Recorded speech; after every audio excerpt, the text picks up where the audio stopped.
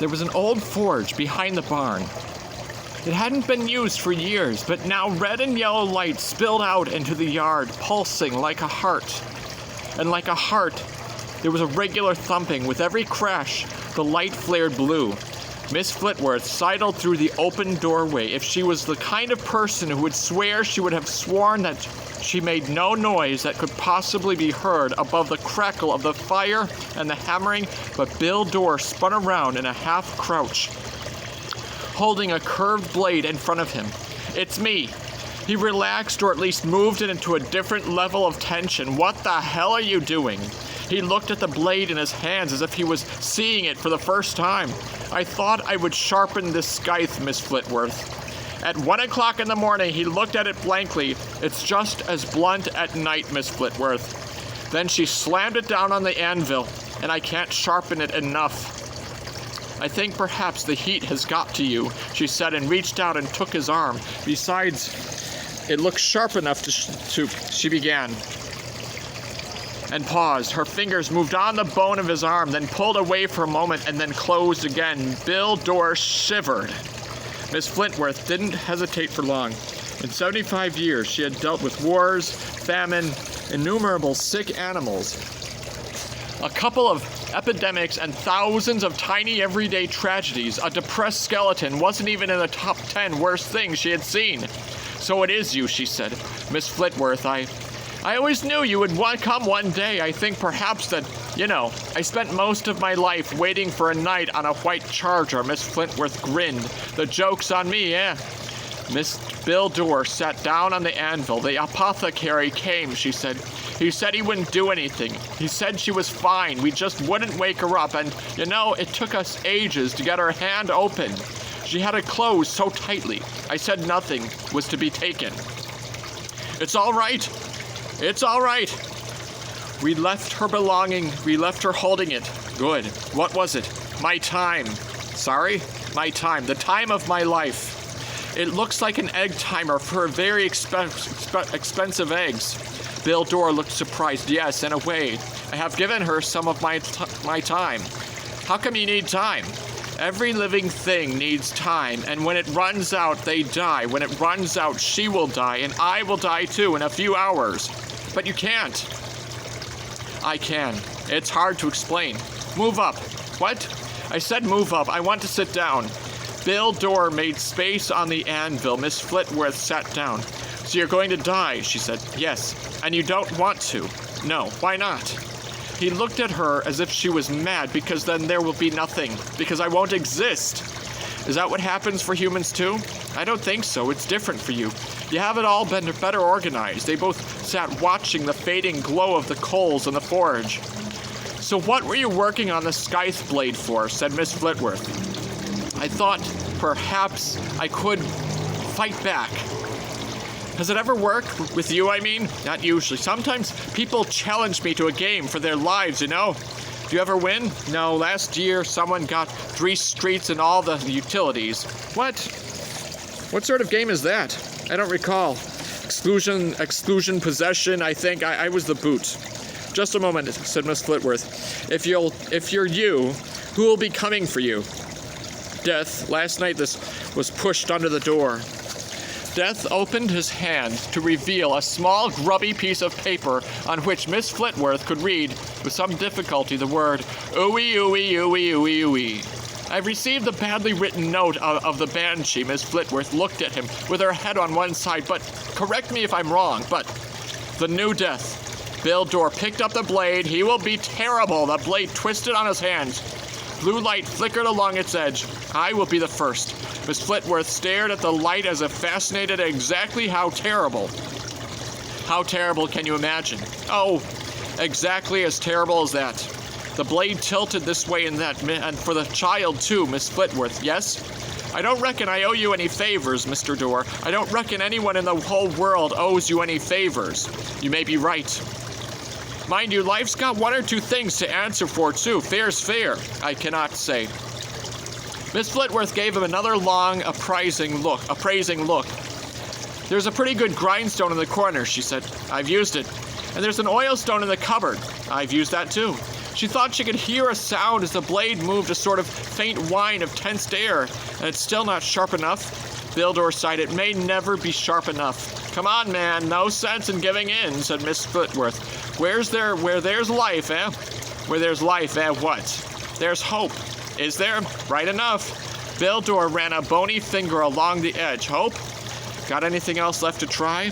Bill shook his head. He tried a number of emotions, but this was a new one. Could you fetch me a steel? It was an hour later. Miss Flitworth sorted through her rag bag. What next? She said. What have we so far? Let's see.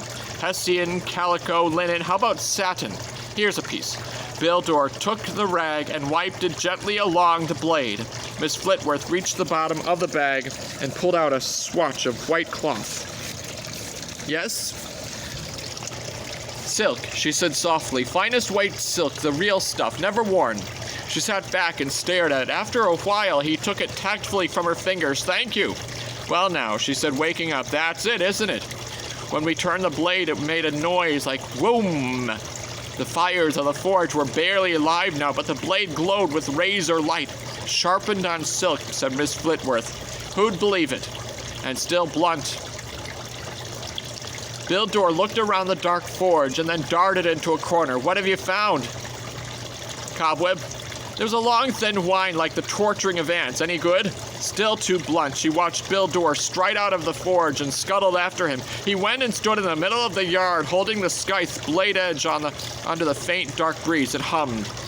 How sharp can a blade get, for goodness sake?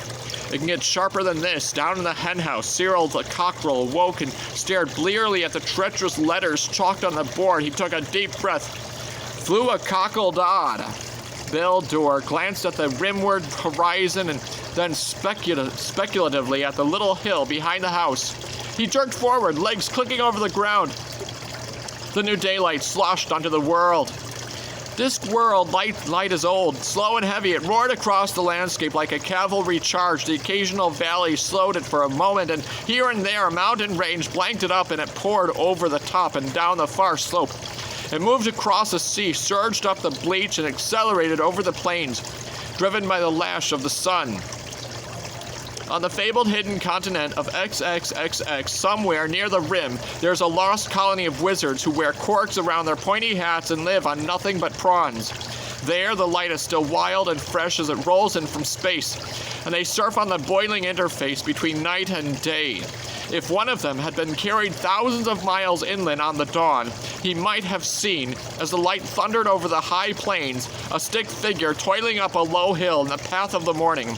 It reached the top of a moment before the light arrived, took a breath, and then spun around in a crouch, grinning. It held a long blade upright between extended arms. Night struck, split, slid. Not that the wizard would have paid much attention, because he'd be too busy worrying about the 5,000-mile walk back home. Miss Flitworth panted up as the new day streamed past. Miss Dorr was absolutely still, only the blade moving between his fingers as he angled it against the light. Finally, he seemed satisfied. He turned around and swished it experimentally through the air. Miss Flitworth stuck her hands on her hips. Oh, come on, she said. No one can sharpen anything on daylight. She paused. He waved the blade again. Go. Good grief. Down to the yard, Cyril stretched his bald neck for another go. Bildor grinned and swung the blade toward the sound. Sudden. Noodle. Thud. Then he lowered the blade. That's sharp. His grin faded, or at least faded as much as it was able to. Miss Flitworth turned, following the line of his gaze until it intersected a faint haze over the cornfields. It looked like a pale, gray robe, empty but still somehow maintaining the shape of its wearer, as if a garment on a washing line was catching the breeze. It wavered for a moment and then vanished. I saw it, said Miss Flitworth. That wasn't it. That was them. Them who? They're like...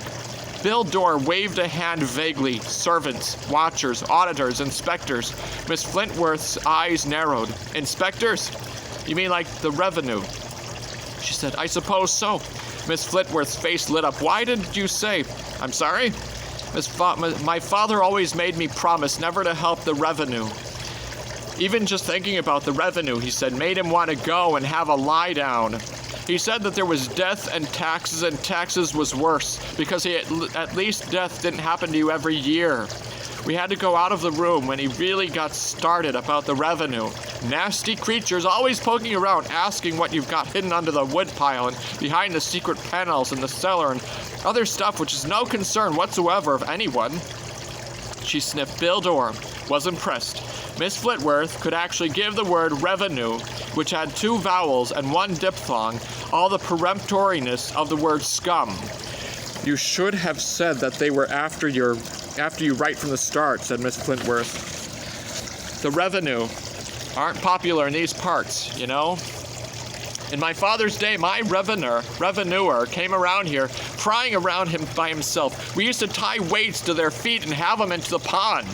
But the pond is only a few inches deep, Miss Flitworth. Yeah, but it was fun watching him find out. You should have said, everyone thought you were to do with taxes. No, not taxes. Yes, in a way. She sidled closer. When will he come? Tonight. I cannot be exact. 2 people are living on the same timer. It makes things uncertain. I didn't know people could give people some of their life. It happens all the time. And you're sure about tonight? Yes. And that blade will work, will it? I don't know. It's 1,000,000 to 1 chance. Oh. She seemed to be considering something. So you've got the rest of the day free then? Yes. Then you can start getting the harvest in.